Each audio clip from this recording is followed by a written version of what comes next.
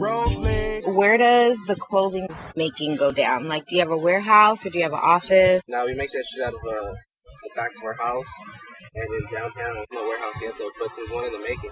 Do you have a partner or is it just you? Well, I take care of like the clothing aspect of it, but there's been like changes made recently that more like a crew thing now. But pretty much it was me from the get-go, but now things have changed a little bit since. Why the name Cool Pigeon?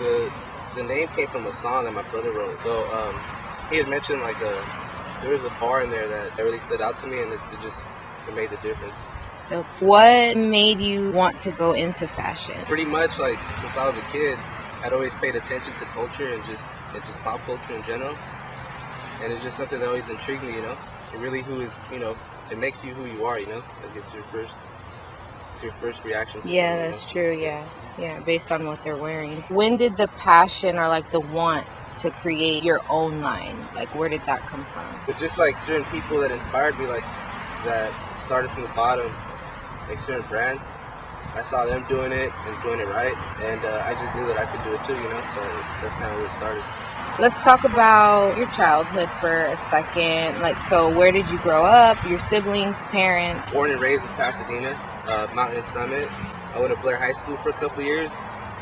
I have 2 brothers, 1 sister, which are a big part of my life. And then I have 3 stepbrothers and 2 stepsisters that are blood. Did you want to do something else when you grew up besides fashion? To be honest, my whole dream was to open a store. So I really want to do that again, Were you like stylish when you were a kid, or did you just pay attention to, like what other people were wearing, or just fashion that was like in the media? To be honest, I'm not a very stylish person. I try to be, but I'm really not a stylish person. I just pay attention to it, There's a lot of trends going in fashion that I pay attention to that I wouldn't necessarily wear. But, I dig too, There's some cool things out there that people make and I don't knock it. When you first put everything into action as far as like creating the line, what was your vision? Like, where did you see the brand Cool Pigeon go when you first started? When I first started, honestly, I thought I was going to take like more of a graffiti role, like a little like real street urban role, because that's kind of my background, like I'm a graffiti background, so I thought it was going to be more like a graffiti brand.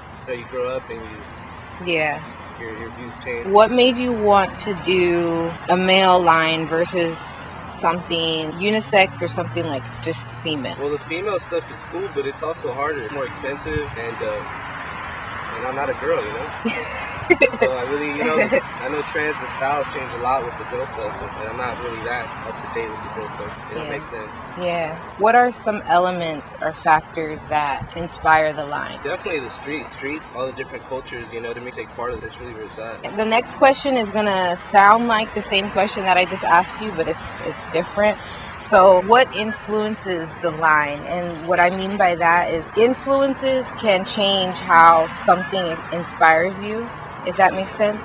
So what influences, the line? Yeah, right now, currently, I think the whole 90s comebacks definitely inspiring me right now. Really, I think graffiti gets overlooked when it comes to fashion, but I think it's a front runner. Like graffiti and hip hop in general. But I'm not talking about the shit you see on TV. Yeah. I'm talking about the shit you see in the street. What are some interests that you have besides designing clothes? That's a good one. I would definitely like to be involved in when I had the store breakdancing class. I was working for the Armory, and I would definitely like to give back somehow. Yeah. Whether it's a nonprofit or working for one or whatnot. How important is family and friend support for you as far as Cool Pigeon and where you want it to go? Well, it's really everything, because if you don't have friends or family, it's definitely harder to find inspiration or energy to do this. Because you basically do it for them, for everyone. Yeah. Besides yourself, pretty much everything to me. What do you want people to get from your line or understand what your line is about? I would like for them to acknowledge us as the front runners, you know what I mean? And as probably the most original and down-to-earth cats or down-to-earth brands. We're definitely not a part of that whole poppy culture or anything like that. So I would definitely like for them to as a true original street brand. Yeah. Is it important? Or does it matter to you that people who choose to wear your clothes know what it represents or knows, the values of your brand? Yeah, it's very important. I mean, everybody that walked through that door at the store, pretty much already had a visually, they could already see what we're about, you know. So I'm positive that everybody that walked through that door knows what the brand was about and knows what the brand represents. It's very important, yeah, for sure. But at the same time, if you're not into what we're into and you just like a shirt, then go ahead and buy it. Why did Cool Pigeon close, or why is it, like not operating right now? Well, that had a lot to do with like a lot of things, but mostly just partying. Like we were partying too much. I wasn't really managing my money. Mistakes that people make, that hopefully you won't make again. But yeah, it was just a lot of excess and everything, drinking, and just too much partying. And you can't run a brand like that. You can't run a store especially like that. Yeah. So that definitely has something to do with it. So you plan on coming back in the winter. So what do you hope to accomplish with the return of Cool Pigeon? Pretty much to just get the spotlight back on us. We have some things in the works and some plans to do that. Hopefully by the winter, we just want to be talked about. We just want to be relevant again. Not necessarily produce mass amounts of designs and stuff, but at least get the train going. You know what I mean?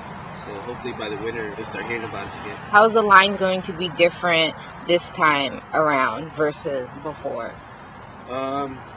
Well, this time we're going to do a lot more cut and sew, so y'all should expect that. We're going to keep the designs a little bit more simple and just focus more on the cut and sew aspect and originality, So hopefully we come back stronger. It's gonna be the same concept, it's just that we lay back on the shirt making and the design making and focus more on the tailoring, the fits and patterns. Would you ever collaborate with another brand or another designer? Well, obviously I will if the right brand comes knocking, but as far as the near future, there's no plans for any of that really. We gotta do what we gotta do first.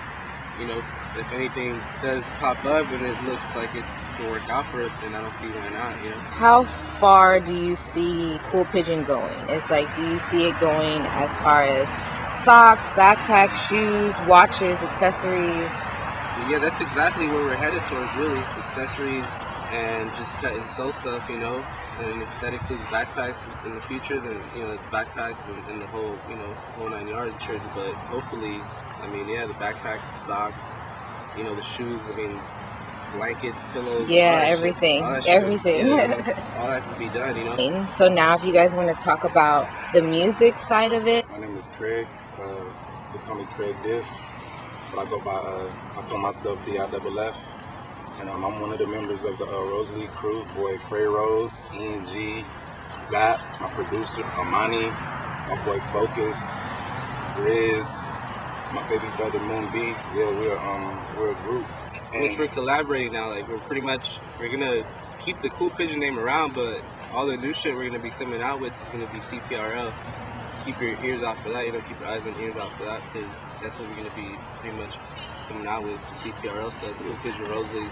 Yeah, we're just basically promoting it. We've been promoting, the clothing brand, ever since they started. And I came in a year later after that. So I'm the dot of the group too. I'm the only black guy out of the group. So. But yeah, it's been a lot of ups and downs with it, but we're at it's all about timing right now. We're just at a perfect time right now. Everybody's, pretty stable. We're working, lifting off right now. It's time for lift off. Because the art is there, we could produce good music, videos, and clothing, because it's not just clothing too, Because my brother does it. He's the one that started the Rose League crew, so we're in the same household, So the whole music and clothing has always been hand in hand, So now we're just putting it together now, just because it makes more sense. Pretty much we're gonna start releasing that CPRL stuff pretty soon, and that's gonna be the new name, The Cool Pigeon name is still gonna be there, but we're just not gonna market it like that anymore, It's gonna be a CPRL. Yeah. And, but everything is there. We got really good artists, you know what I mean, and it's just a matter of timing now. Best artists.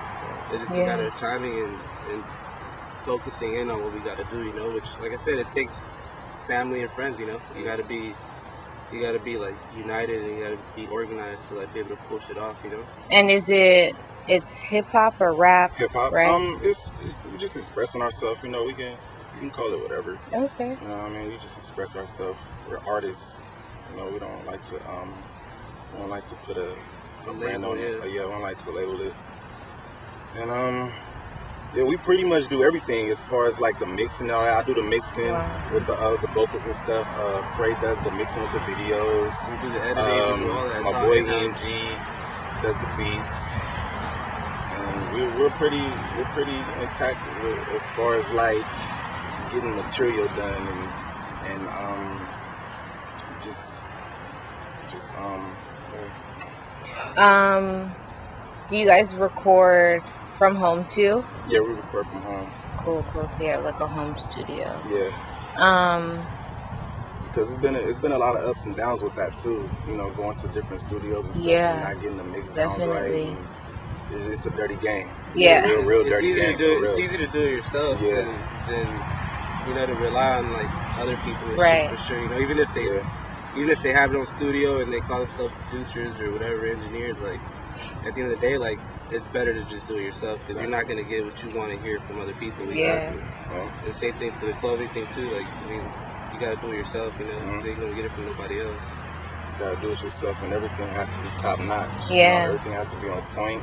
You know, everybody has to communicate. That's the only way the dream will work. You know, it's not all about one person out of the group. You know, everybody's trying to get to where they want to be at the end of the day. You know, the spotlight is not just on one person. You know, it's all about unity when it comes to our group. By the way, my brother just put out a video. You can go on YouTube, search for the channel. It's called Rose League or Rosie Rose, but the video's fucking fresh. You guys will like it. I put out a video last month too. It's called Believe. Shout out Matt West. He was the person that did the editing on that and stuff on it. And my boy Corey Flames just dropped a mixtape. It's called No Excuses. Shout out my boy Corey Flames and Double Y. I'm featured on it. Yeah, we have a lot of music out though. My boy Grizz, we dropped a mixtape 2 years ago. It's been ups and downs with that. You know, as far as getting the music stuff right and computers and all that, and just figuring out ways to just keep going. Yeah, Grizz dropped the mixtape. I dropped the mixtape. Frey Rose just dropped the mixtape like a month ago. All that shit's on the Rose League channel. Yeah, it's on the Rose League channel. And we also have a Bandcamp. What is it? Frey Rose. Bandcamp. Yeah. And then we have a Smooth Rebels Bandcamp. You'll be able to find all that on the channel though. On the Rose League channel. So as far as like the music, all of you guys are like together, but everybody has their separate project. Yep. Does that make sense? Like, but under the same umbrella, right? Yeah, we all help each other out. You know, like we all cross promote each other. We're all still individuals, you know. So we all have our different, our different tastes and our different styles and stuff. But when it comes to like Rose League, we try to put out a Rose League album, or we try to put Rose League songs. And then as far as the clothing line, like we try to come out with things solid that we all fuck with, But individually, I mean, nobody's restricted to do their own shit, you know what I mean? If anything, we encourage it. The homie Grizz, drop the line. It's all love, you know what I mean? If you want to do your own shit, you gotta, do your own shit. We encourage it. At the end of the day, it still goes down under the umbrella of Pigeon Rose League. That's why we're calling it CPRF. Since starting clothing and music, how has your social life changed? And I mean, like, have you gained more friends? Have you lost more friends? Because you guys are getting success and doing things. Gain more friends, but it's more like everybody's just patiently waiting for us to do something else because they seen what we was doing and they pretty much got the picture of what was going on. So everybody's just waiting, for everything to go in motion again. We was doing a lot of shows in Old Town. It's just that fire that's just still there, that's burning. Yeah. We need to just keep adding fuel onto it and just putting the wood into it so it can, the flame can just keep growing.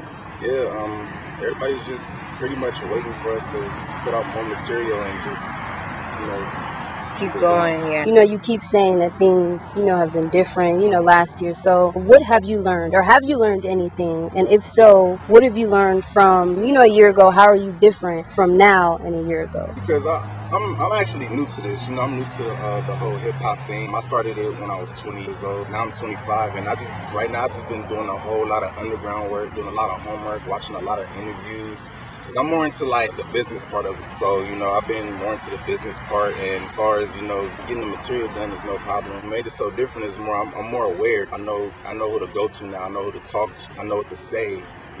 As far as negotiating prices and stuff like that, and how to get shows, just building the brand. Cool. Yeah. Just figuring out ways to build the brand. You learn from your mistakes for sure, Exactly. you know what I mean? Like, you know, Yeah. growing pains, you know what I mean? But you have to kind of go through them. That's really what it is. Sometimes you make mistakes and it might cost you know what I mean? It might cost you a lot, but you gotta grow from it at the end of the day, you know? And that goes for everybody, especially when you're putting money and you're putting a lot of, you know, feelings into shit, you know? Like, a lot of shit can drain you, but you gotta just stay positive at the end of the day. Yeah. Like, And at the same time, I think we was moving a little too fast too. Everything wasn't really settled because we was recording at my house. It's some ups and downs over there, so we were always talking about just building a home base. Right. And, starting next month, man, me and my buddies bought a house or whatnot, and that's gonna be the foundation right there. That's awesome. It's gonna be the warehouse and the studio. Exactly. That's cool.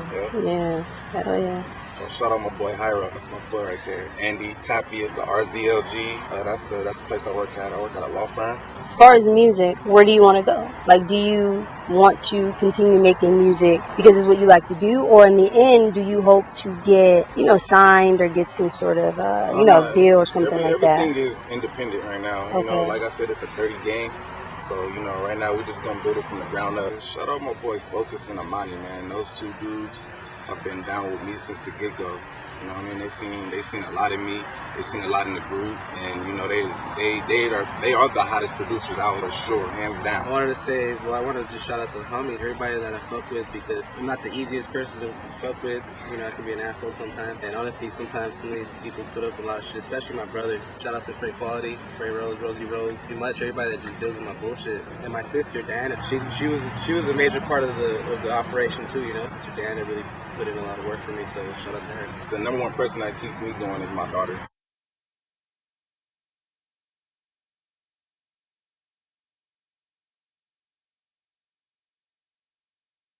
Rose League.